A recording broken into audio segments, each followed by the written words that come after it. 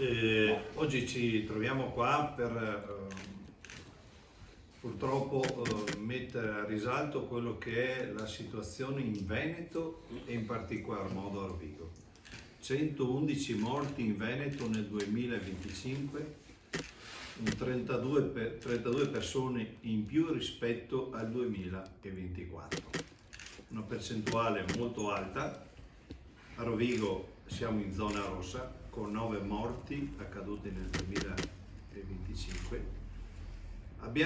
Ci siamo attivati come CGIL e CISL UIL in tutti i modi, col presidio davanti alla prefettura, coinvolgendo imprese, coinvolgendo tutte le associazioni datoriali, a partire dalla prefettura che ha aperto quel tavolo di coordinamento su salute e sicurezza sul protocollo del 2022, di cui la settimana scorsa siamo andati ancora in prefettura per continuare quel protocollo con un addendum tecnico per poter dare risposte affinché il fatto preventivo all'interno delle scuole, all'interno degli enti bilaterali, all'interno di quello che è il sistema produttivo per tenere alta la tensione.